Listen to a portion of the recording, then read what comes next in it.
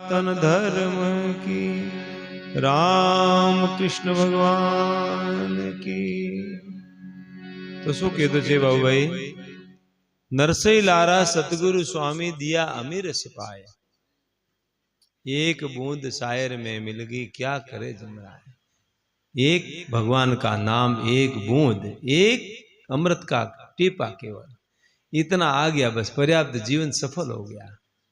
और क्या करते गुरु महाराज? यही तो करते हैं अपने साथ में, यही तो गुरु महाराज की कृपा है।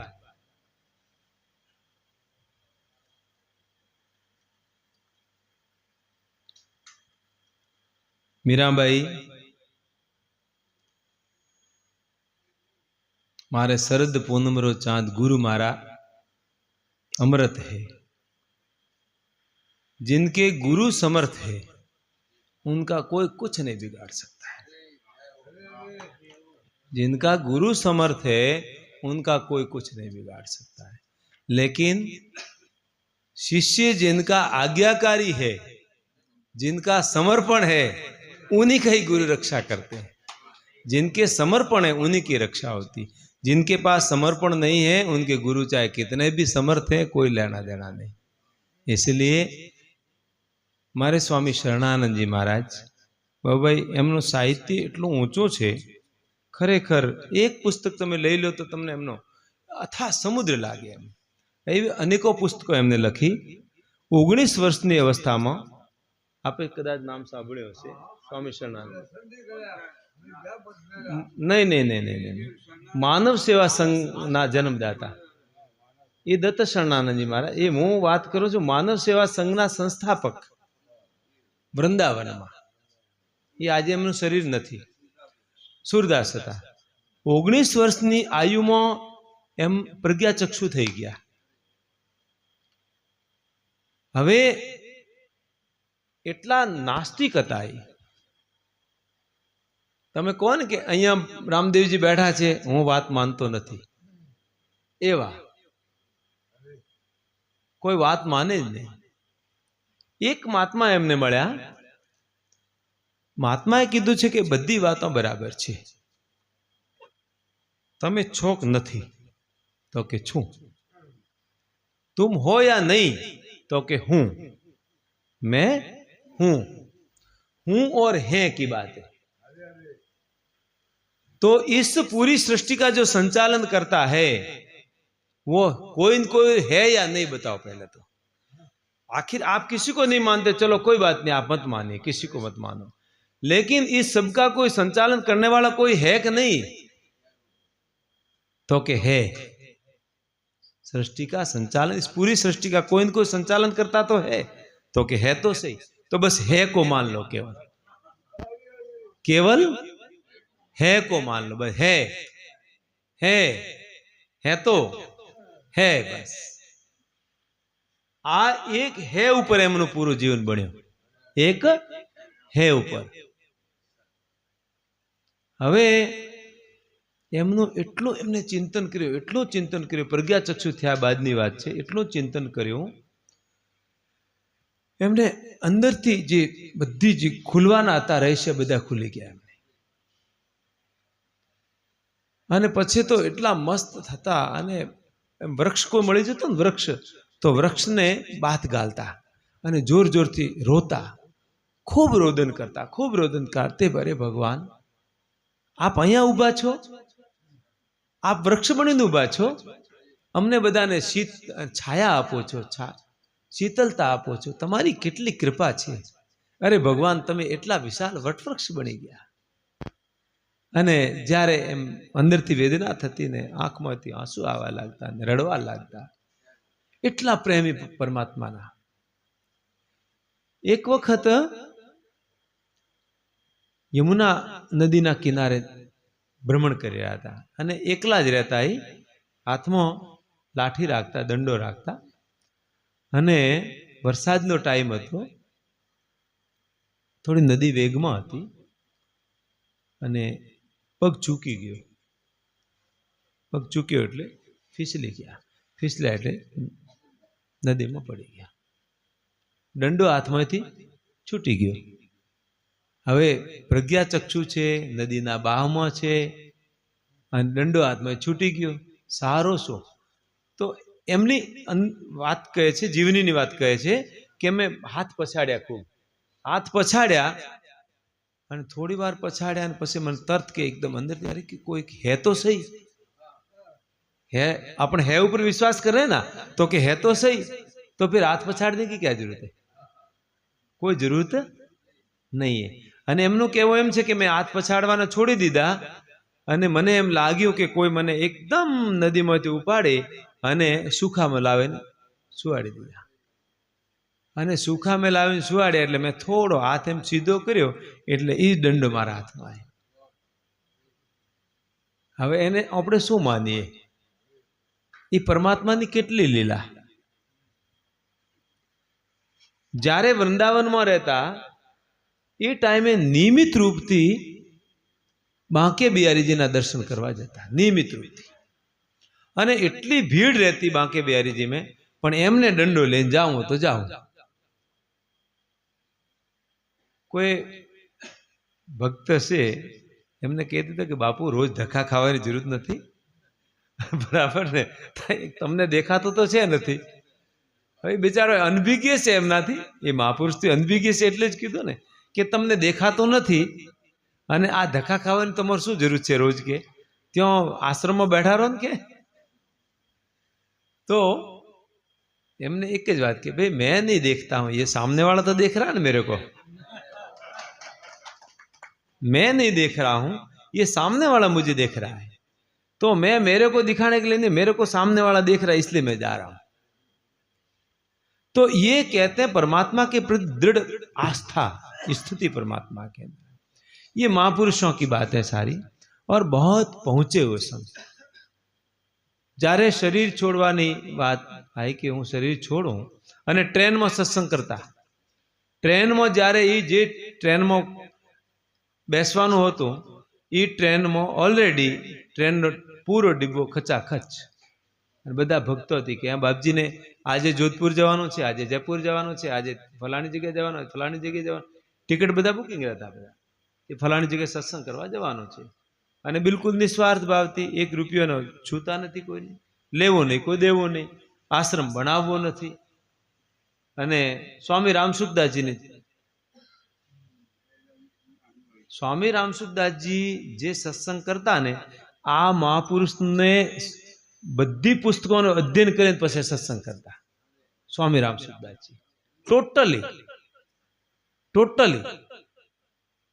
અને પ્રભુ ટ્રેનમાં સત્સંગ ચાલુ, જ્યારે ઉતરો એટલે રેલવે સ્ટેશન સત્સંગ ચાલુ, 2-4 દાડાનો પ્રોગ્રામ પટાવે, પાછા રવાના, આગળ જ્યાં ટિકિટ.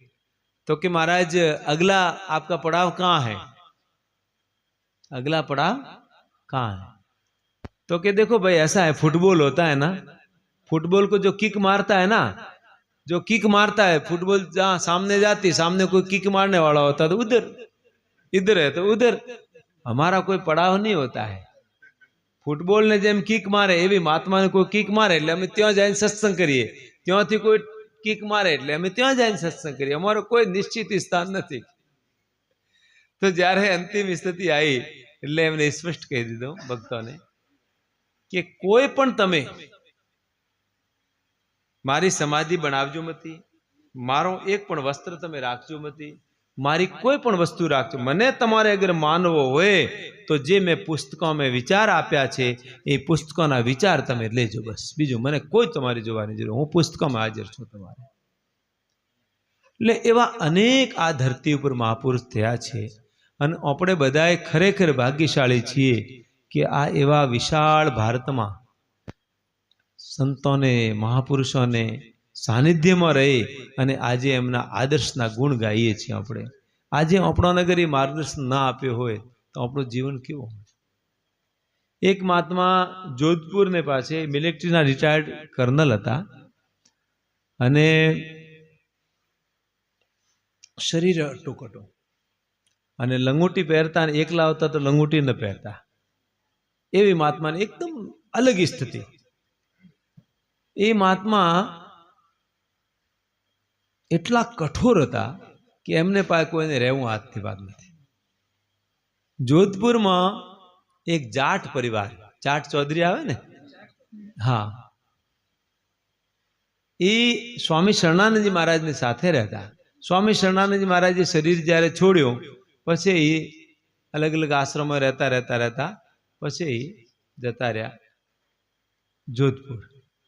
જોધપુરને બાજુમાં એક બાલા સતીજી કરીને સ્થાન છે. બાલા ગામનું નામ બાલા છે અને એ બાલામાં જ એક સતીજી બાપજી થઈ ગયા છે. એ હું એક સંતોની ઘટનાઓ તમને સંભળાવી રહ્યો છું, સત્સંગ નિમિત્તે છે, આ યાદ આવી ગઈ મને એટલે. અને કદાચ મને લાગે કે તમારે હૃદયમાં આ બધો ઉદ્ગાર છે એટલે નીકળી રહ્યા છે. તો એ સતીજી બાપજી લગ્ન થયો એક જ દિવસ થયો હતો. જે દિવસ લગ્ન થયા એ જ બીજી રાત્રિમાં એમના પતિનું પ્રયાણ થઈ ગયું. રાજપૂત સમાજમાં તમને ખબર છે, પરદા સિસ્ટમ, કઠોર પરંપરા, એમની કઠોર જીવન અને સતીત્વ થવા માટે નીકળી ગયા. પહેલા જમાનામાં તો માતાઓ એમની શૂરવીરતા અને એમનું જે ચરિત્રને સુરક્ષિત રાખવા માટે પતિને સાથે એમની લીલા સમાપ્ત કરતી. રાજપૂત સમાજમાં લગભગ એવો હતો. અને જ્યારે એમના પતિની અર્થી ઉઠી એટલે એ પણ દોડીને રવાના થઈ ગયા. અને જ્યારે લાકડા બીજા બધા અર્થીને તૈયાર થઈ ગયા, સતીજી બેસી ગયા ઉપર. આ લગભગ 1942થી પહેલાની વાત છે. પણ એમને સતી થવા દીધા નહીં અને જબરદસ્તી રાજપૂત લોકો લઈને આવ્યા એટલે એમને જે રીતિ રિવાજ હતો 5-6 મહિનાનો રીતિ રિવાજ પૂરો કરી અને ગામમાં એક તળાવ હતું. એ બાલા ગામની વાત છે. ગામમાં તળાવ હતું. તળાવમાં સમીનું પેડ, ખેજડી, એ સમીનું પેડ એવું જ પેડ હતો કે એકદમ એવું ઢલાન પેડ હતો. એના પેડ ઉપર રાત્રે પેડ ઉપર સૂતા અને દિવસે પક્ષીઓને ચણ આપવો ને તળાવમાંથી પાણી લઈને પક્ષીઓને પાણી પાવવું અને બીજું કોઈ પણ વસ્તુ નહીં, રામ રામ રામ ને રામ. બસ 24 કલાક રામ રામ કરવો અને બોલવાનું બંધ કરી દીધું. એમને ઘર છોડી દીધું, બોલવાનું બંધ કરી દીધું. અને રાત્રે ઝાડખા ઉપર રહેવું, ભરી જવાની છે, રાત્રે ઝાડખા ઉપર રહેવું છે અને દિવસે ત્યાં તાલાબને સાફ કરવો ને પક્ષીઓને પાણી પાવવું, કોઈ ચણ લાવે તો ચણ આપવું, બોલવાનું કરવાનું નહીં. કોઈ કહે તો રામ, બસ રામ રામ સિવાય વાત નહીં. 12 વર્ષ સુધી એમને ત્યાં રહ્યા. ખેજડાની જે ખેજડાનું વૃક્ષ હતું એ વૃક્ષ ઉપર સૂવાનું, કોઈ પણ વસ્તુ કોઈથી લેવાની નહીં, ખાવાનું પીવાનું બે બંધ કરી દીધું. ખાવાનું પીવાનું બે. લગભગ 5 થી 6 દેશના વૈજ્ઞાનિક આવીને એમને પરીક્ષણ કર્યું. 42 વર્ષ સુધી એમને અનાજ પાણી લીધું નથી. 42 વર્ષ સુધી ખેચરી મુદ્રાનો અભ્યાસ કર્યો એમને. આ મને એટલા માટે યાદ આવી કે નરસિંહ લારા સદગુરુ સ્વામી દિયા અમીરસ પાય, એક બૂંદ શાયર મેં મિલ ગઈ. આ એટલા માટે મને વાત યાદ આવી ગઈ એમને કે એક બૂંદ જે અમી જે છે એમને માટે પર્યાપ્ત ભોજન છે એમને માટે. અને લંબો તપ કર્યો એમને. પછી ગામમાં એક મંદિર હતું, મહાદેવજીનું મંદિર. ત્યાં લોકોએ આગ્રહ કર્યો કે બાપજી હવે ઉંમર આપની થશે અને મંદિરમાં બિરાજો, અમે તમને કોઈ પણ રીતે તમને નહીં સતાઈએ અને આપની જે ઈચ્છાઓ, આપને જેમ રહેવું એમ આપ રહો. ગામના બધા નિવેદન કરી અને એમને સસુરાલ ત્યાં જ હતો. એમને કે ભાઈ મારે બહાર જવું નહીં, કે મારે તો ભગવાનથી લેવું દેવું, મારે કોઈથી લેવું દેવું છે નથી. અને ગામમાં મંદિરમાં લઈ આવ્યા તો મંદિરમાં આવતા તો ભાઈ એકદમ એમનું જીવન એવી જ રીતે રહેવા. કેટલી વખત એમને પગોમાં સરપ ને પેલા પડકા ને બીજાને પડ્યા રહેતા, કોઈ એમને કોઈ દિવસ કોઈ એવી જંગલ ને બીજો. હવે એ ટાઈમની વાત છે કે નદીને મંદિર કિનારા ઉપર, મંદિર કિનારા ઉપર નદી અને પાણી આવવાનો તો સંકેત હતો. જે મંદિરમાં ભક્તો રહેતા હતા એમને કહી દીધું કે ફલાણી રાતે પાણી અહીંયા ભયંકર આવવાનું છે અને તમે તમારે બધાએ જતા રહો. બધા ભક્તોને ઘેર મૂકી દીધા, કોઈ પણ તમે આવજો નથી. અને નિયત સમય ઉપર પાણી આવ્યું છે અને લગભગ 15 થી 20 ફૂટ પાણી ચડ્યો છે. અને સતીજી મંદિરના ઉપર બેસી ગયા અને એવું કહેવામાં આવે છે કે સતીજીના અંગૂઠાને જ્યારે ટચ થયું પાણી, અને પાણી નીચે ઉતરવા લાગ્યું. આ સંતોની, ભક્તોની એ ભક્તિ શું કરી શકે છે, ભક્તિની શું તાકાત છે, રામના નામની શું તાકાત છે. આ કેવલ ને કેવલ સમર્પણની વાત છે.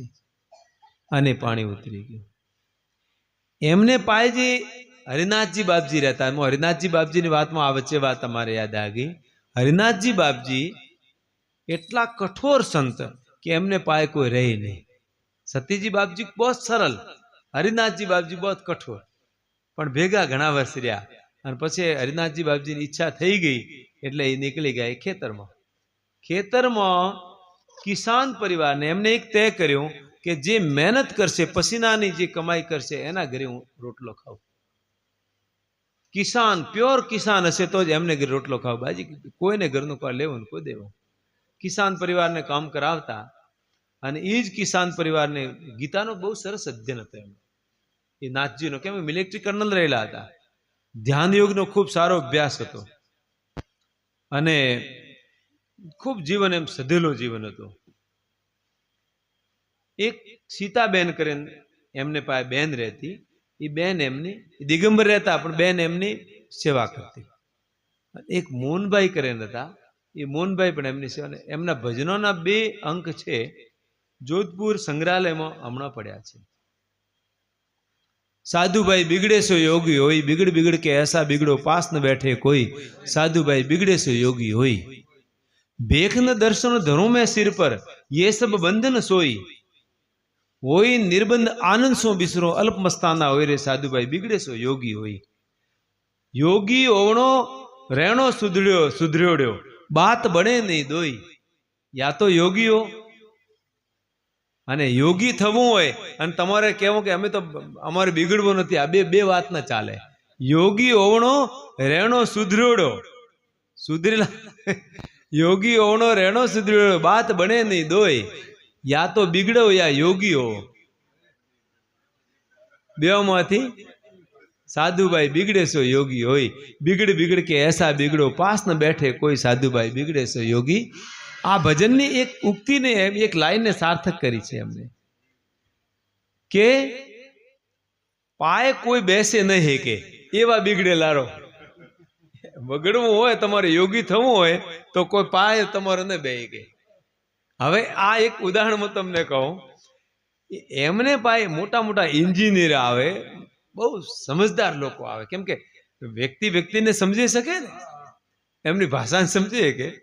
તો એક એમને પાસે इंजीनियर आए, आस्थावान इंजीनियर, कि भाई क्यों आया है? तो कि आपके दर्शन करने के लिए आया हूं. तो कि दर्शन हो गया? तो कि हाँ बाप जी दर्शन हो गया. तो कि चलो रवाना हो जाओ. बीजो कोई लेख ला पे दर्शन थी गया, रवाना थी जाओ. तो अब अच्छे संतो है, बेवानु मन था, बैठा. तो कि मैं कीधु ने रवाना थी जा. तो कि बाप जी थोड़ी देर बैठने दो. तो कि एक काम कर, फावड़ा ले. पावड़ो लाव के. पावड़ो लावीने एमने कीधुं कि 2 फूट तो ऊंडो, 2 फूट पोळो, एटलो चौड़ो ने एटलो लंबो ना खाड़ो खोद के. हवे बेचाराने कोई दिवस पावड़ो हाथमां न लीधो होय, एने के तो पावड़ाथी खाड़ो खोद. અને ખાડો ખણવા લગાવી દીધો. પસીનો થઈ ગયો. હવે બાપજીને આજ્ઞાનો ના તો પડાય નહીં. ખાડો જેમ તેમ કે ખાડો ખણ્યો, થઈ ગયો. તો કે બાપજી ખાડો ખણી નાખ્યો. તો કે હવે એને પાછો બુરી લે. હવે એને પાછો બુરી લે. હવે આવું કોઈ કરે તો કોઈ પાય બે? હે, કોણ બે પાય? લોકોને ખબર પડી કે બાપજી પાસે કોઈ જાજુ કોઈ પણ તમે જતા નથી, જાઓ તો તમને હેરાન કરશે બાપજી. કેમ કે આ કક્ષાએ પહોંચેલા તો હરેક તો હોય નહીં, પણ જે પાકા થઈ ગયા, લગભગ એમના જીવનમાં 5 થી 6 લોકો જ એમને પાસે બેઠા. બીજા કોઈ પ્રભુ એમને પાસે બેહતા જ નહીં. આ હું એક સીતાબેનની વાત કરું કે સીતાબેન એને ખેતરમાં કોમ કરાવતા કે કોમ કરતો ખેતરમાં. તો કે બાપજી હવે કોમ થાય નહીં થાકે. તો કે તું જાટના ઘરમાં તે જન્મ લીધો તારે કોમ કરવું જ પડશે કે.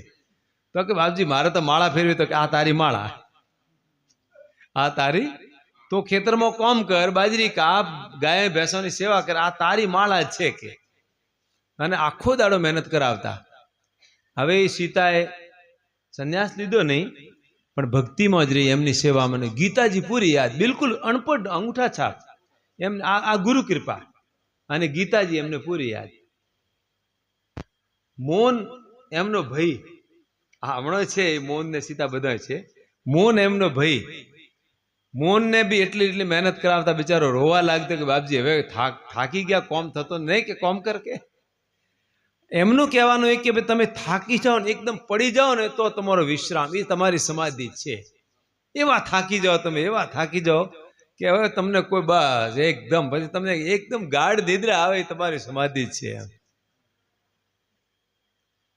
તો બધા સંસારી લોકો પાછળ પડ્યા કે મૌનને સગાઈ કરવી છે. મૌનને બિચારાને સગાઈ કરાઈ, સગાઈ કરાવીને વિવાહ કરાવી દીધો. વિવાહ કરાયો તો મૌન કે બાપજીને કે બાપજી મારે તો ભાઈ જવું નથી ગ્રસ્તમાં. તો કે નહીં જવું પડશે. તો કે ના મારે નહીં જવું. તો કે પક્કી પરીક્ષા લીધી. તો કે હવે શું કરવું. તો કે ચૂંદડી ઉડા દે કે દેવકી કો. પેલી દેવકીની ચૂંદડી ઉડાય. તો દેવકી પણ એવી પાકી. દેવકી કે અગર વિવાહ કરું તો મૌનથી કરું, રહું તો મૌન પાઈ જ રહું, બીજે તો રહું નહીં, બીજે જાઉં જ નહીં ક્યાં, બીજે હું ક્યાંય નહીં જાઉં કે. મરવું તો મૌન તારે પાસે મરું કે, તારે રાખવી હોય તો રાખ, ને મૌન રહું તો તારે પાસે. આજ દિવસ સુધી એમની લગભગ ઉંમર હમણાં 60-65 વર્ષની હશે. આજ દિવસ સુધી કોઈ સંસારિક સંબંધ બિલકુલ નથી. અને બે પતિ અને પત્ની સંબોધન દેવકી ને મૌનથી જ થાય સંબોધન. પતિ પત્નીથી કોઈ સંબોધન નથી. અને બે અલગ અલગ ગૌશાળા ચલાવી રહ્યા છે. 2-3 હજાર બે અલગ અલગ ગૌશાળાઓ છે. દેવકી ગૌશાળાનું સંચાલન અલગ કરે, મૌન અલગ કરે છે. એ આ એટલા માટે કહું છું કે એ 4-5 ભક્તો ગીના ચૂના ભક્તો એમના આપજી હરિનાથજીના શિષ્યો. એ શિષ્ય કો ભક્તો કો જે. એટલે સંત જે છે, સંતને ઓળખવાની દ્રષ્ટિ બધા પાસે ન હોય. અને જે ઓળખે એ બેડા પાર છે. એટલે બંધુઓ આપણે તો બધા ખૂબ ભક્તિ માર્ગના અનુયાયી છીએ, જ્ઞાન માર્ગના અનુયાયી છીએ. અને પરમાત્માને તત્વને બિલકુલ નજદીક બેસવા વાળા આપણે છીએ. અને આ એરિયામાં તો પરમાત્માની દયાથી ખૂબ સારા સારા બ્રહ્મનિષ્ઠ સંતોની અહીંયા ઉત્પત્તિ થઈ છે. અને ખૂબ સત્સંગનો આપણો લાભ મળ્યો છે. આ ધરતી જ્ઞાનથી સિંચિત ધરતી છે, વિવેક અને વૈરાગ્યની સિંચિત ધરતી છે. પણ તે છતાંય હવે જે કમી આવી રહી છે પાશ્ચાત્યકરણની, આપણા બાળકોને જે જ્ઞાન અને જે શિક્ષણ હોવું જોઈએ એ શિક્ષણની ખૂબ કમી આવી રહી છે.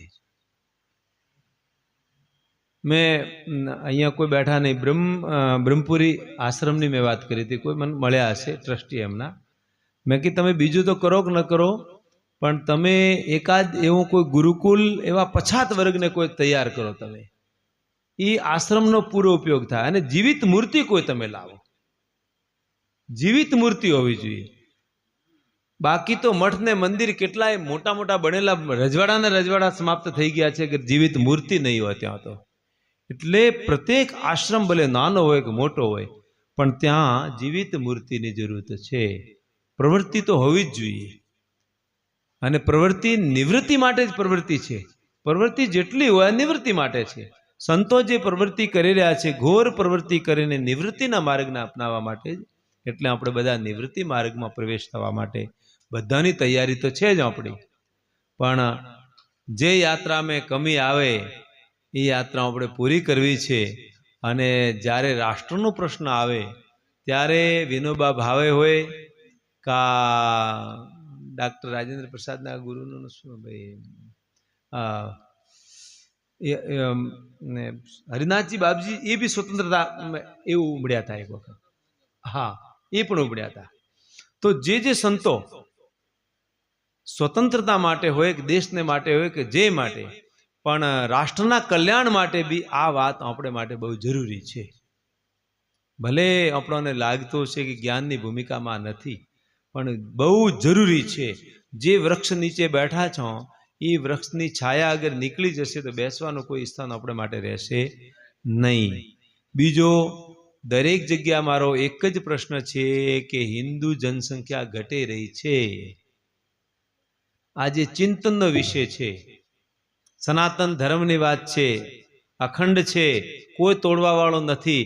તે છતાં પણ આપણો પુરુષાર્થ બંધ ન થવો જોઈએ. આજે ભગવાનની દયાથી આપણે પાસે મોટર, ગાડી, ઘોડા બધી કોઈ કમી નથી, પણ સંતાન એક એક જ છે ભોગવા વાળી. પહેલા 5 5 7 7 હતા, કોઈ કમી આવી નથી. અને આજે ખબર નહીં શો લોભ લાગી રહ્યો છે.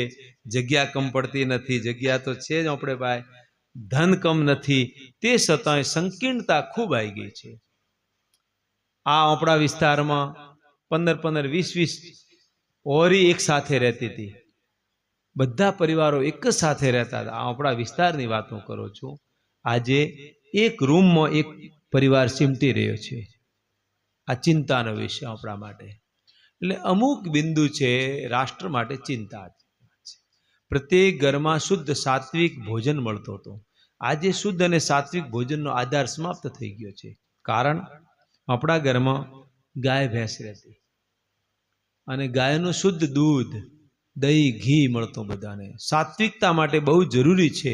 તમે યજ્ઞ જેટલા બી કરાવો, બધા યજ્ઞ કરાવો, પણ જ્યારે સુધી દેવતાઓને ભોગ લગાવો, યજ્ઞ શાના માટે કરીએ છીએ? દેવતાઓને પ્રસન્ન કરવા માટે. યજ્ઞનું લક્ષ્ય તો દેવતાઓને પ્રસન્ન કરવા માટે છે ને. તો દેવતા પ્રસન્ન ક્યારે થશે? જ્યારે દેવત્વને લગતી વસ્તુ હશે તો જ દેવતા પ્રસન્ન થશે. અને ભેંસ, જર્સી, ફ્રીજીયન, હોલ્સ્ટીન જો બી છે, એમના તમે ઘીથી હવન કરશો તો આસુરી શક્તિઓ બલવતી બનશે, આસુરી શક્તિનું બળ મળશે. અને ગાયના ઘીથી હવન થશે તો સાત્વિક જે શક્તિઓ છે એ બલવતી થશે. અને સાત્વિક શક્તિઓ બળવતી થશે તો આપણી સંતાનોને આપણા બધાને ઉર્જા મળશે. ઉર્જાનો સ્ત્રોત ઓર કોઈ છે નથી. તમને ખબર હશે 2009માં એક યાત્રા નીકળી હતી ગોમાતા માટે. શું નામ હતું એનું? ગોયાત્રા હતી. એમના જે શંકરાચાર્યજી હતા, એ શંકરાચાર્યજી શ્રૃંગેરી પીઠ જોડે એમનું સ્થાન છે. શ્રાવસ્તી નદીને કિનારે છે. અગસ્ત્ય મુનિ ત્યાં વિશ્રામ કરેલો છે. ભગવાન રામજી જ્યારે માં સીતાને લઈને નીકળી રહ્યા હતા એ ટાઈમે એક દિવસનો વિશ્રામ ભગવાન રામજી ત્યાં કરેલો. એ કિનારા ઉપર એનો એ પીઠનું નામ છે શ્રી રામચંદ્રપુર મઠ, કારગડી, હોસનગર, જિલ્લા શિમોગા. એ કર્ણાટકનું સ્થાન છે. અને એમના મનમાં જ્યારે વિચાર આવ્યો, હવે આ વિચાર ક્યાંથી આવ્યો એમના મનમાં? એમને ત્યાં મલનાડ ગીડાની ગાયો રહેતી હતી, 150 ગાયો.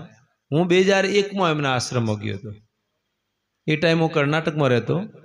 અને જ્યારે ગયો અને એમને વાત કરી, રાજસ્થાનમાં પથમેડા લઈને આવ્યો. એમને 2-3 યાત્રાઓ કરાવી, અહીંયાની સંસ્કૃતિ જોઈ, અહીંયાનો ગાયને પ્રત્યે ભાવ જોયો. એમને ભાવ જોઈને એમના મનમાં લાગ્યું અને રાષ્ટ્રચિંતન એક શિબિર રાખ્યો. રાષ્ટ્રચિંતન શિબિરમાં બાબા રામદેવજી, શ્રી શ્રી રવિશંકરજી, મોહન ભાગવતજી, બીજા બધા એમાં મોટા મોટા વૈજ્ઞાનિકો, જે બી કાર્યકર્તાઓ, સંતો બધા હતા. એમને ચિંતન કર્યું. 9 દિવસનો એક અનુષ્ઠાન રાખ્યું અને એમનો એક જ ભાવ હતો કે આપણે ગોમાતાની પ્રતિષ્ઠા કરવી. મંત્ર હતો શ્રી રામ જય રામ જય જય રામ, શ્રી રામ જય રામ જય જય રામ, શ્રી રામ જય રામ જય જય રામ. એ મંત્રના 13 કરોડ આહુતિઓ આપી. અને એ બી શેનાથી? ઓનલી ફોર ગાયના ઘીથી. 9 દિવસ સુધી યોગ્ય પંડિતો દ્વારા શ્રીરામ જય રામ જય જય રામના મંત્ર દ્વારા 9 દિવસ સુધી યજ્ઞ હેડ્યો. અને અનેક અનેક જે પદાર્થ હતા, વૃક્ષો, હાથી, ઘોડો, માણસ, એમના ઉપર બધાના ઉર્જાના ઓરા પહેલા નાપ્યા એમને. ઓરા નાપે અને પછી એ લિખિત કર્યું કે ભાઈ આ 9 દિવસ યજ્ઞ ચાલુ થયાથી પહેલા એનો ઓરો આ હતો, અને જ્યારે યજ્ઞ થઈ ગયો એના પછી હાથીનો ઓરો નાપ્યો, ઘોડાનો ઓરો નાપ્યો, ગાયનો ઓરો નાપ્યો, બીજા પક્ષીઓનો ઓરો નાપ્યો, માણસનો ઓરો નાપ્યો, અને એમનો લિખિત લિપિબદ્ધ કર્યો, અને એમને પાયો કે ખરેખર જે ગાયના ઘીથી હવન થાય એની અસીમ અસીમ ઉર્જા છે. અને બધા વૈજ્ઞાનિકો સિદ્ધ કરી કરાવે અને પછી યાત્રાનું આયોજન કર્યું, અને એ આખા દેશમાં યાત્રા ગોરક્ષા યાત્રા ફરી હતી. ગોગ્રામ યાત્રા એમનું નામ હતું, ગોગ્રામ યાત્રા. ગોગ્રામ યાત્રા. તો મારે કહેવાનો ભાવ એ છે કે સાત્વિકતા બહુ જરૂરી છે. હવન કરો તો ગાયના ઘીનો, અને ઘરમાં પૂજા સ્થળમાં દીપક કરો તો ગાયના ઘી સિવાય દીપક મત કરો. તમારે દેવતાઓને પ્રસન્ન કરવા હોય, દીપક કરવો હોય, દેવતાઓને પ્રસન્ન કરવા હોય તો ગાયના ઘીનો કરો, અથવા નહીં કરવા. અગરબત્તી બાંસની દંડીવાળી અગરબત્તી છે, આપણે યુઝ માટે છે જ નથી, આપણી સંસ્કૃતિ છે જ નથી. બાંસ છે એક જ દિવસ ઉપયોગ થાય છે, માત્ર ને માત્ર અંતિમ સમયમાં બાંસનો ઉપયોગ થાય છે. બાંસની આપણે અગરબત્તી જળાવીએ છીએ, આપણે તો ધૂપબત્તીની પ્રથા છે. અને ખરેખર આપણે તો ધૂપબત્તી પછી આવી. આપણા ઘરમાં જ્યારે વલોણો કરતા, વલોણો કરીને ગાયના જે છોણો હતો, ગાયના છોણા ઉપર 1 ચમચી ઘીનો હવન કરતા. એ આપણા ભણ્યા વગરના લોકોની વાત કરો. અને 1 ચમચી જે ઘીનો હવન થતો, એ રશિયા અને જે જાપાનના વૈજ્ઞાનિકો અધ્યયન કર્યો કે આ ભારતના લોકો એટલા સમૃદ્ધ કેમ છે, ઉર્જાવાન કેમ છે, શું કારણ છે. તો એમને અધ્યયન કર્યો તો એને પાયું કે આ ભારતમાં નિયમિત રૂપથી એક દરેક પરિવારમાં હવન થાય રહ્યો છે. હવે આજે આપણે કયું હવન કહે છે, સવારે દિન ઉગ્યા તે અગ્નિહોત્ર. અગ્નિહોત્રની 3 આવતી છે, એ બી બહુ ઉર્જાવાન છે.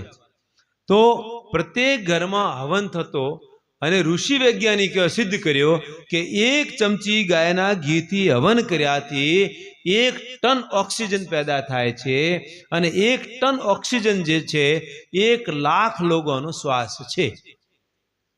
હવે આપણે બધા પ્રયત્ન કરશું, આપણે ઓક્સિજન ક્યાંથી લાવશું?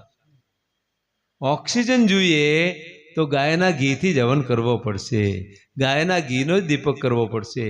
ગાય જ્યાં રહેતી છે ત્યાં ઓક્સિજનની કોઈ કમી રહેશે નહીં. ગાય જ્યાં હશે, ગવામી તીર્થે વસતી ગંગા, ગાયના પગોમાં તીર્થ, અને ગાય જ્યાં રહે છે ત્યાં ગંગા વહે છે, તીર્થોનો વાસ છે. આવું શાસ્ત્રમાં ભગવાન સ્વયં કહે છે, ગાવો મધ્ય વસામે, મેં ક્યાં રહું છું?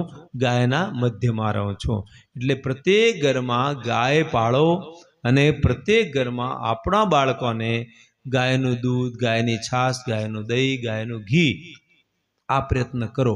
અને આજે તો વૈજ્ઞાનિકોએ સિદ્ધ કરી લીધું છે કે પ્રત્યેક પ્રકારની વાત, પિત્ત, કફજન્ય 126 પ્રકારની જેટલી બીમારીઓ છે, અને આયુર્વેદિકમાં સંખ્યા અને ભીલાવા જેવી જે ભયંકર ઝેરીલી જે ઔષધિઓ છે, એ ઝેરને શમન કરવાનો અથવા ઝેરને એ શુદ્ધિકરણનું કામ હોય તો ગાયના ગૌમૂત્ર સિવાય ક્યાંય શુદ્ધ થાય જ નહીં. ગાયના ગૌમૂત્રથી શુદ્ધ થાય. સંખ્યા અને ભીલાવા જેવો ઝેર એ શુદ્ધ થાય ગાયના ગૌમૂત્રથી. એટલે ગાયના ગૌમૂત્રનો બી ઉપયોગ કેન્સર જેવી લાઈલાજ બીમારીમાં છે. અને આજે કોઈ લગભગ કોઈ ગામ એવું ખાલી નથી જ્યાં કેન્સર નથી. બધા બીમારીઓથી ગ્રસિત છીએ. અને શરીર અગર સ્વસ્થ નહીં હોય તો ભગવાનનું ભજન કેવી રીતે કરશો? ભગવાનનું ભજન થાય એક કીર્તનના માધ્યમથી. પછી આપણે સત્સંગને હું પૂરી કરું, તમે કરતા